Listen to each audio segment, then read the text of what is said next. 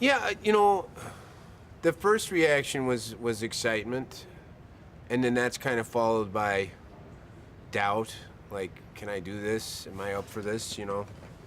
Because it's a huge responsibility. It's obviously a very expensive movie, and you're like, oh, maybe I'll just wind up getting fired or something. But then you got to get rid of that because I'm playing, a general, so he's not the kind of guy to doubt himself very much. So, and then you realize, at the end of the day, it's you're playing, like when you were a little boy. You're just using your imagination. So, might as well have a good time.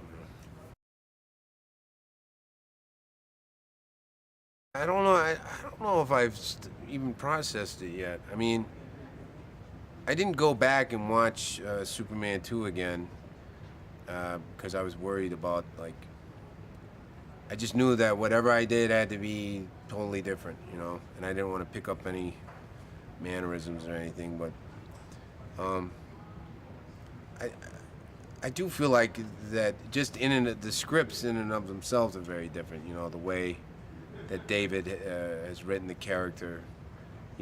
There's a lot of these lines. People are always like, are you going to say kneel before Zod or some of the other iconic lines, and they're very fun, but they don't really fit into the kind of Zod that David created in this script because he's not into just giving people a hard time for hard time's sake, or exercising his power over people just to be mean.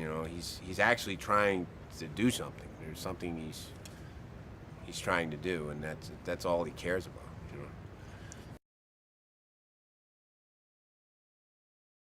Yeah, it was a lot of work physically.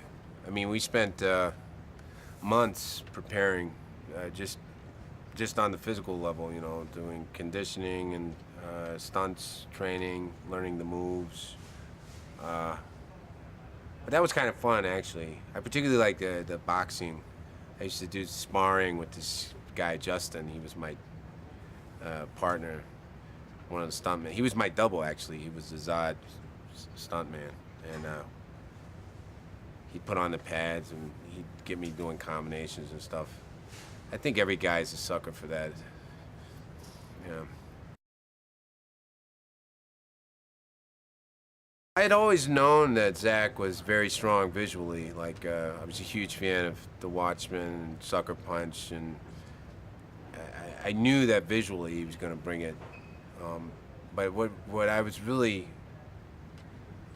I don't even want to say surprised by, but what I really admired was how much thought he brought to the characters. His direction was very kind of sensitive, and like he was always really trying to figure out what was going on with the character. It wasn't about the effect, or it wasn't like, bigger, louder, faster. He was really trying to figure out what was going on in each scene at a very human level, which I think you can see in the final product. Because a lot of people just think, oh, this is going to be a big spectacle. But I think what will surprise people is the scenes between the characters actually have some gravity to them.